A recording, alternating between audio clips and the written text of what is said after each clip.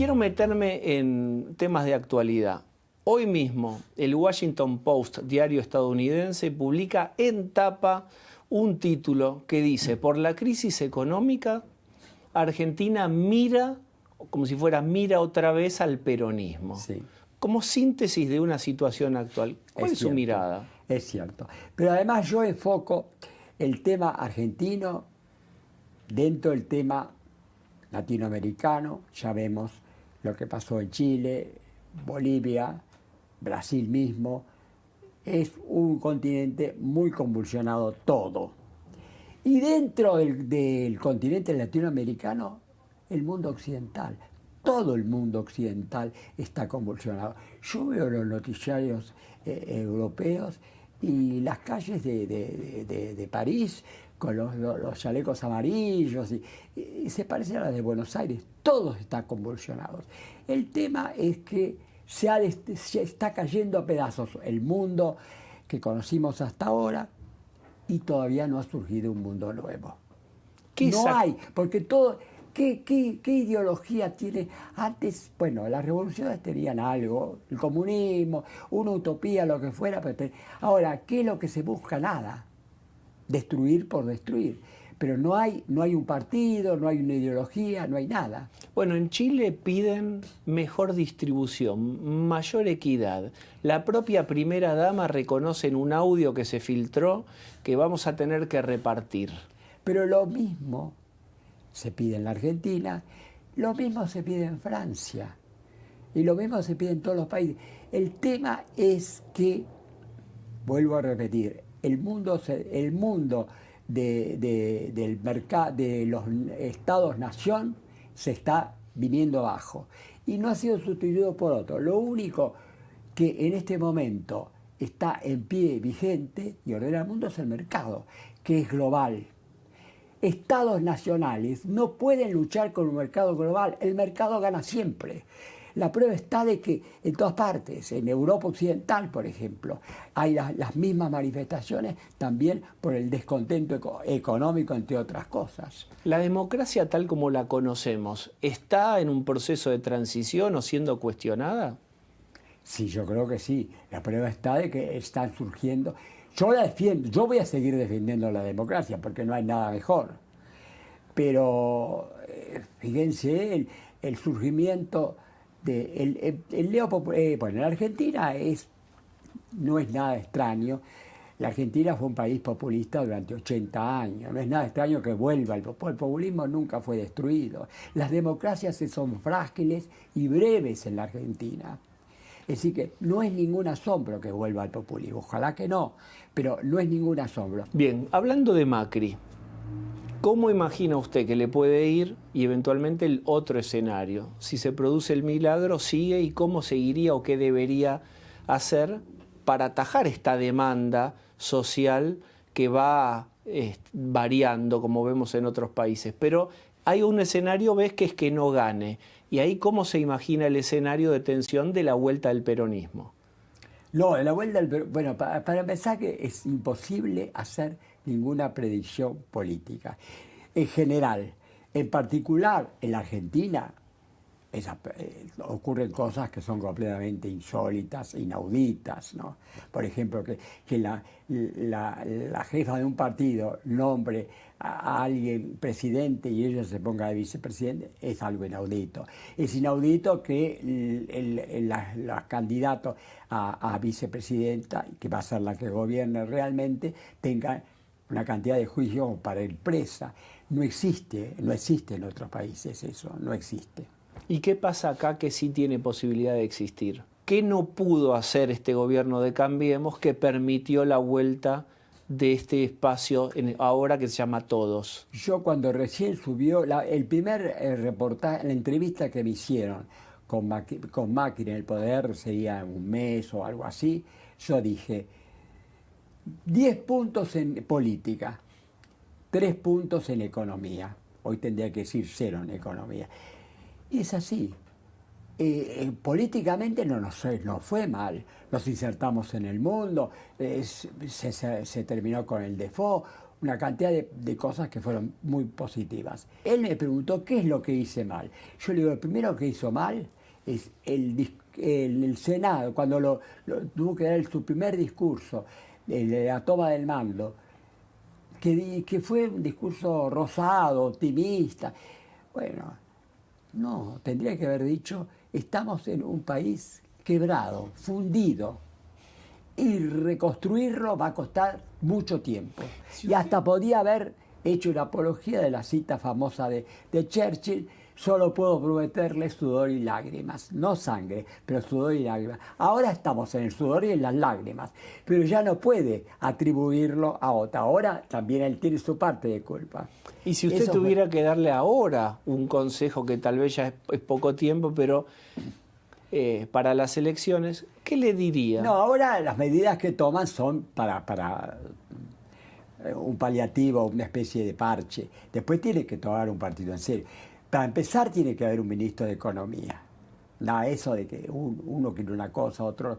Un ministro de Economía, un hiperministro de Economía. El problema de la Argentina, fundamental, ha sido siempre la economía, la inflación.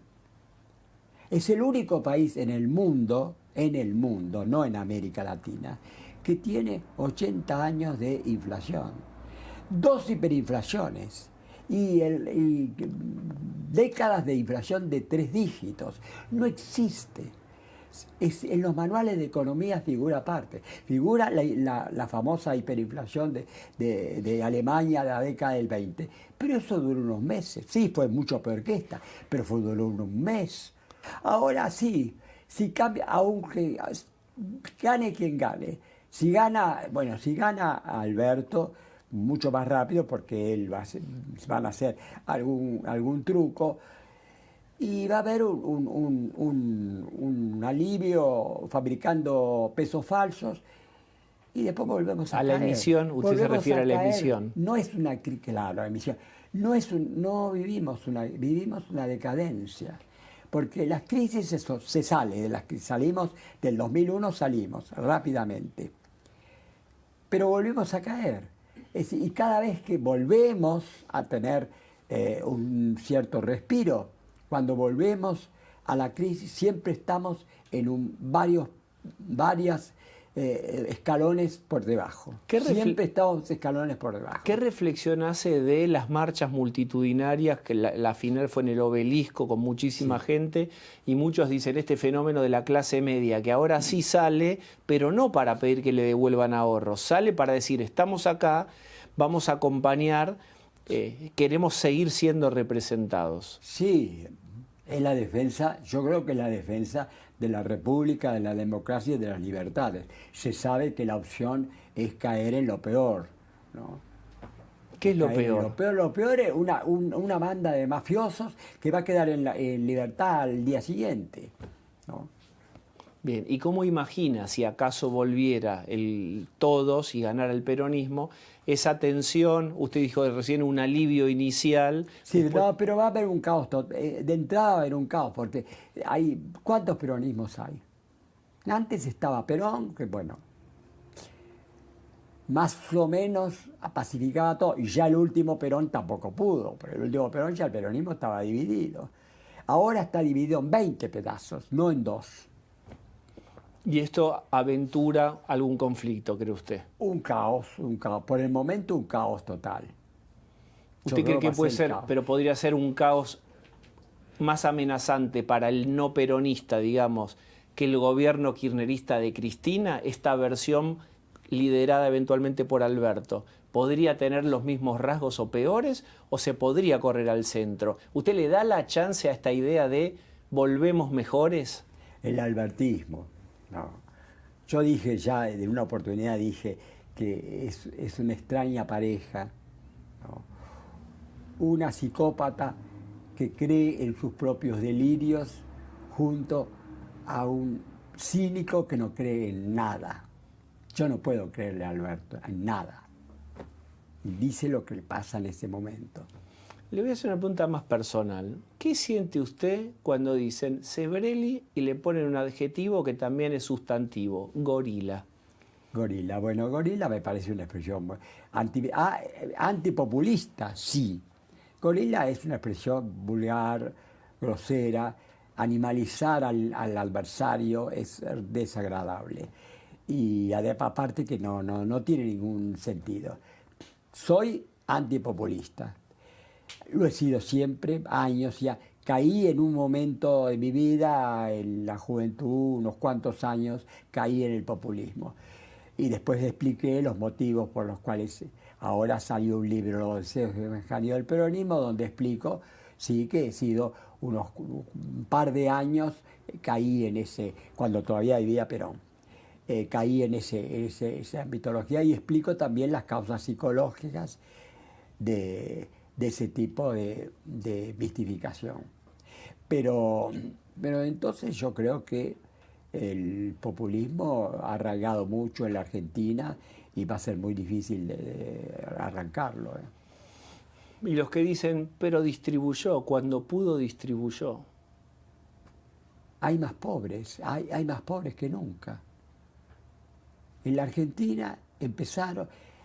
La inflación, que es la causa madre de la pobreza y de la desigualdad, empieza en 1970, en pleno gobierno de Perón.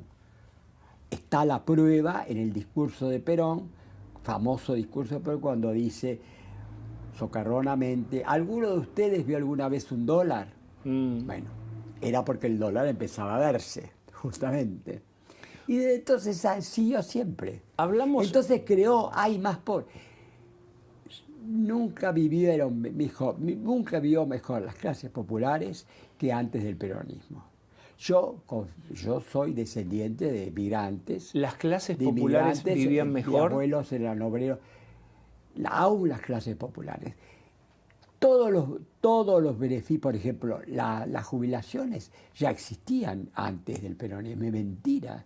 En 2013 hay una película, un documental alrededor de su persona que se llama El Olimpo Vacío. Sí, exactamente. Y retrata a un Sebrelli, ¿no? Sí. Retrata a un Sebrelli que lucha contra este Olimpo de los dioses construidos, dioses populares. Y usted se mete ahí con Gardel, pero no con Gardel cantante, con Gardel como ídolo popular, con Maradona, con el Che Guevara. Es decir, se anima. Ya hay ídolos que están casi en declinación. Gardel totalmente en declinación. Pero mi pregunta es, ¿cómo es eso de ese trabajo y ese desarrollo intelectual tan solitario, tan contra la corriente, tan con esta palabra que ahora se conoce y antes no, que es el bullying intelectual o de sus colegas? ¿Cómo fue ese ejercicio tan solitario también? Porque fue usted muy contra la corriente. Toda mi vida me he sentido extranjero, parafraseando a Albert Camus, extranjero en mi propia tierra. O exilado del interior, como se decían los alemanes antinazis en la época de Hitler. Estoy acostumbrado, ya ahora voy a volver al exilio interior, seguro, si llegara a ganar el albertismo o el kirchnerismo. Ya estoy acostumbrado. En el año 71, usted creó, con otra gente, entonces muy valiente, el Frente de Liberación Homosexual. Después usted se dio cuenta que rotaban al castrismo y después rotaban al peronismo de izquierda y dijo, adiós muchachos. Por eso que ese Frente de Liberación Homosexual, que junto con otros amigos, entre otros estaba Manuel Puig y otra gente, y Berlonger y demás, fue silenciado totalmente. Nadie habla de eso. Los nuevos militantes de los movimientos gays o no sé cómo se llaman hoy, lo niegan. Lo niegan completamente. ¿Y si yo veo que acá han puesto en la estación Pueyrredón, han puesto el Jáuregui. Jáuregui. A mí me llamaron para decirme si quería dar mi adhesión. Y le digo, no voy a dar mi adhesión, porque Jáuregui tergiversa todo. La política se comió a la lucha, lo mismo que se está comiendo ahora, que se está tragando ahora el feminismo. Yo fui feminista. El Frente de Liberación Homosexual estaba con un movimiento feminista que era la UFA, Unión Feminista Argentina. nada que ver con lo que soy. Hoy son todos populistas. El populismo es lo contrario. Yo me acuerdo haber ido a una manifestación cuando se trataba en el Congreso la ley del matrimonio igualitario. Yo fui a curiosear un poco a la plaza y había un gran cartel del Che Guevara. Yo le pregunto a los que estaban sosteniendo ¿ustedes saben quién fue el Che Guevara? El Che Guevara era un homófobo fanático. En la Cuba de Fidel Castro y del Che, cuando todavía vivía el Che, había un campo de concentración para homosexuales y para drogadictos, especialmente. No existió ni en la Rusia soviética eso, no, ni en la Alemania nazi, donde los homosexuales estaban dentro de todos los demás. Existió eso. ¿Y si el ¿Cómo explican? No me contestó nada y siguió levantando el palo. Pero si el no les importa. Eso es la posverdad. Los hechos no existen. Los hechos no existen. Y si un peronista le dijera, hechos, hemos sacado nosotros el matrimonio igualitario y ahora tomamos y encabezamos la agenda de género. Volvemos mejores, Sebrelli. Adjudíquenos algo. Pero la historia del peronismo fue una historia de persecución total. El primer peronismo, dominado por la Iglesia, era totalmente persecutorio antes del 43. ¿Pudo haber aprendido en cuanto a cuestiones de género, homosexualidad? No, creo que es una cuestión... Mire, tiene el matrimonio igualitario tiene la misma importancia que tuvo para Perón, el último Perón antes del 55, el divorcio. Era simplemente para molestar a la Iglesia. Era un ataque. Después Perón volvió y no puso el divorcio, porque no le importaba nada del divorcio. A esto no les importa nada de los... En ese momento que querían jorobarlo a Bergoglio. Va a cumplir 89. Sí, dentro de poco voy a cumplir 90. ¿Qué es peor, el populismo o la vejez? Son dos cosas distintas, las dos son muy malas. Las dos son muy malas. ¿Y cómo se lleva con el paso del tiempo? Bueno, hace muy poco estaba muy bien, ahora ya no estoy tan bien.